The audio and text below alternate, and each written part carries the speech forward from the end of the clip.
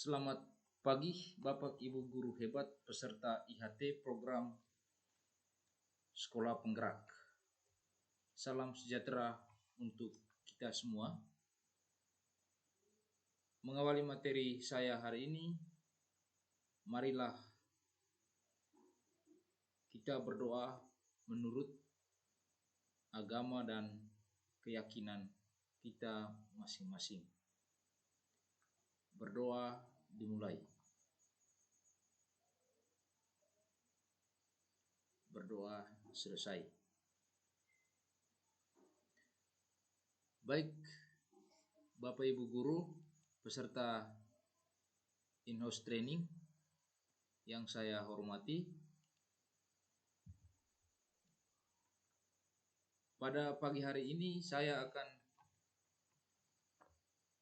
mempresentasikan materi saya yang berkaitan dengan prinsip pengembangan kurikulum operasional di satuan pendidikan. Sebelum saya menyajikan materi ini, perkenankan saya untuk memperkenalkan diri. Nama saya Melki Flavianus Sino, SPD. Saya guru matematika pada SMA Negeri 6 Kota Komba, Kabupaten Manggarai Timur, Provinsi Nusa Tenggara Timur.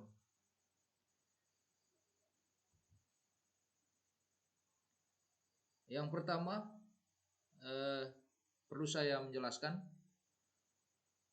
tujuan dari penyampaian materi ini untuk Bapak Ibu peserta IHT, bahwa peserta diharapkan mampu yang pertama mengembangkan kurikulum operasional yang kontekstual dan relevan bagi satuan pendidikan, terutama peserta didik dalam mencapai profil pelajar Pancasila dan capaian pembelajaran. Tujuan yang kedua adalah para peserta diharapkan untuk mampu menyusun kurikulum operasional sekolah yang selaras dengan tujuan utama dari kurikulum operasional sekolah. Yang berikut output yang diperoleh setelah mempelajari materi ini adalah peserta IHT ini dapat mengidentifikasi komponen kerangka kurikulum dan peranan pemangku kepentingan dari tingkat pusat sampai satuan pendidikan dalam menciptakan pembelajaran yang berpusat pada siswa.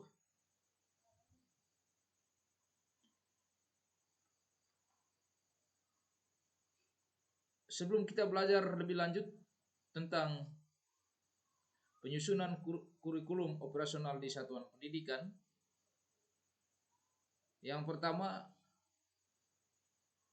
bahwa kurikulum operasional di satuan pendidikan memuat seluruh rencana proses belajar yang diselenggarakan di satuan pendidikan sebagai pedoman seluruh penyelenggaraan pembelajaran. Untuk menjadikannya bermakna, maka kurikulum operasional sekolah dikembangkan sesuai dengan konteks dan kebutuhan peserta didik dan satuan pendidikan. Kemudian kurikulum itu sendiri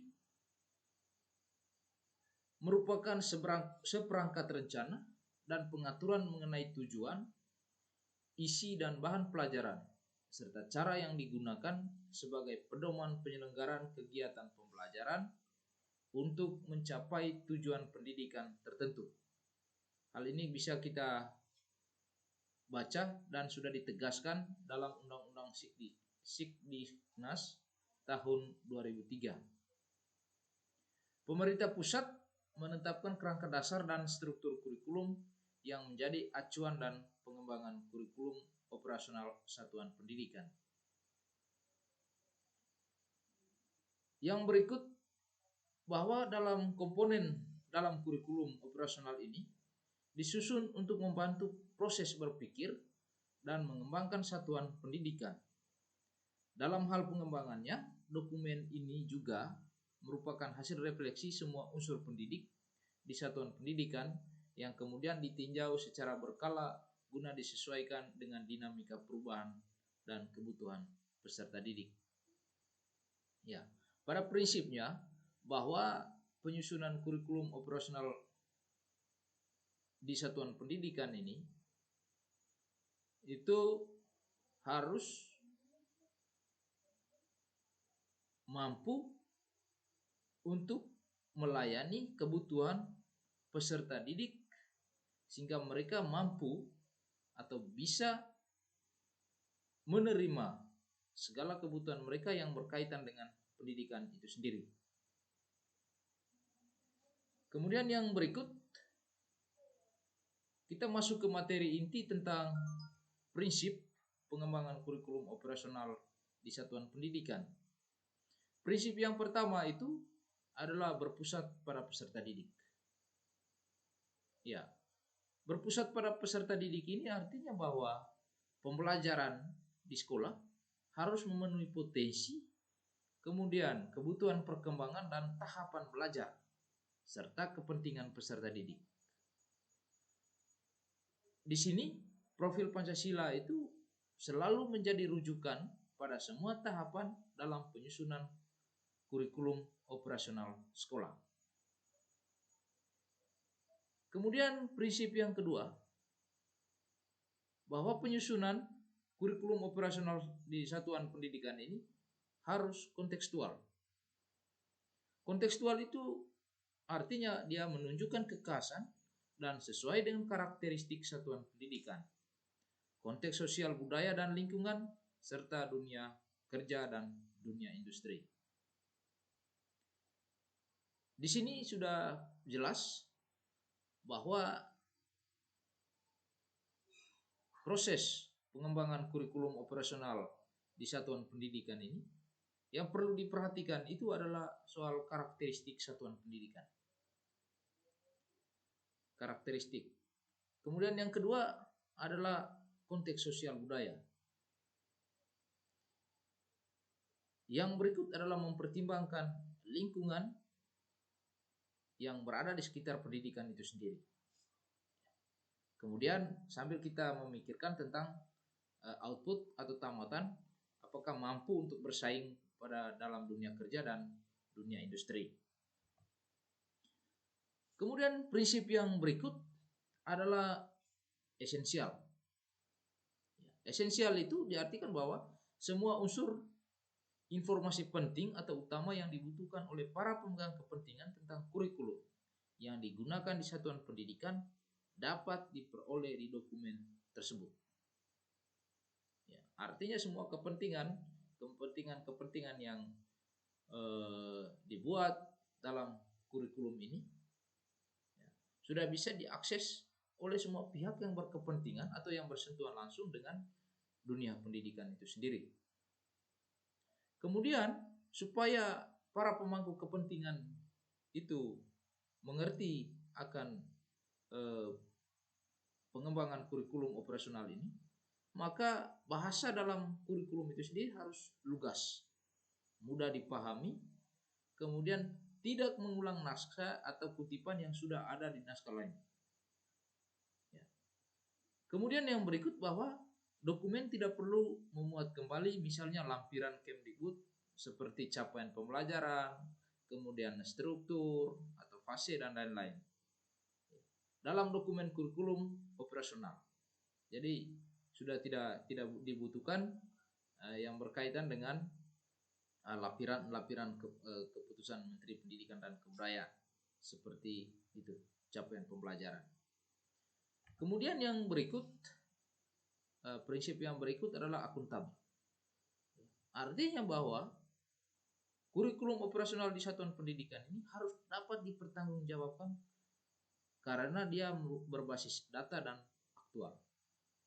Berbasis data, ya, kemudian aktual, terkini. Kemudian yang berikut adalah melibatkan berbagai pemangku kepentingan. Pengembangan kurikulum dalam satuan pendidikan harus melibatkan komite satuan pendidikan dan berbagai pemangku kepentingan antara lain seperti orang tua, kemudian organisasi, ada berbagai sentra, kemudian industri dan dunia kerja. Itu kalau yang untuk SMK. Kemudian di bawah koordinasi dan supervisi Dinas Pendidikan atau kantor kementerian yang menyelenggarakan urusan pemerintahan di bidang agama sesuai dengan kewenangannya. Lalu, apa tujuan akhir dari proses pengembangan kurikulum operasional di satuan pendidikan? Ya, tadi sudah dikatakan sebelumnya bahwa ending atau tujuan akhir dari prinsip pengembangan kurikulum ini adalah untuk menciptakan profil pelajar Pancasila. Profil pelajar Pancasila itu sendiri merupakan acuan dalam menyusun visi, misi, dan tujuan di satuan pendidikan. Profil pelajar Pancasila dirancang untuk menjawab satu pertanyaan besar, yaitu pelajar dengan profil atau kompetensi seperti apa yang ingin dihasilkan oleh sistem pendidikan Indonesia.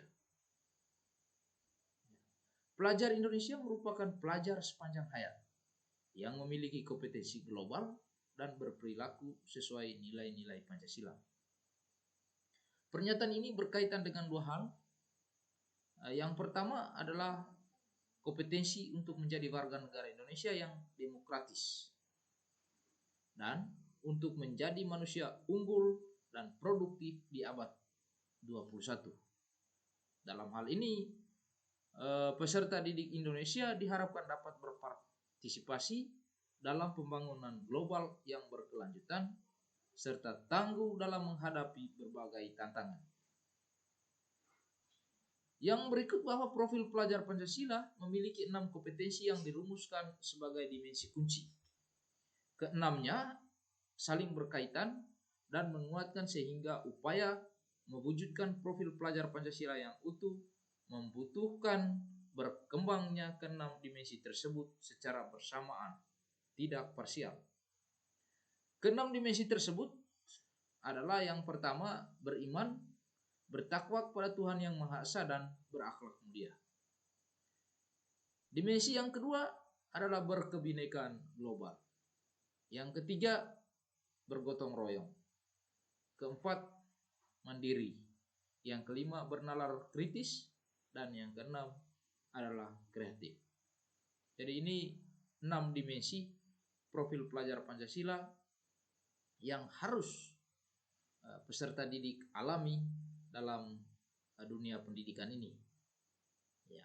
Dimensi-dimensi tersebut di atas menunjukkan bahwa profil pelajar Pancasila tidak hanya fokus pada kemampuan kognitif, tetapi juga sikap dan perilaku sesuai dengan jati diri sebagai bangsa Indonesia sekaligus warga dunia.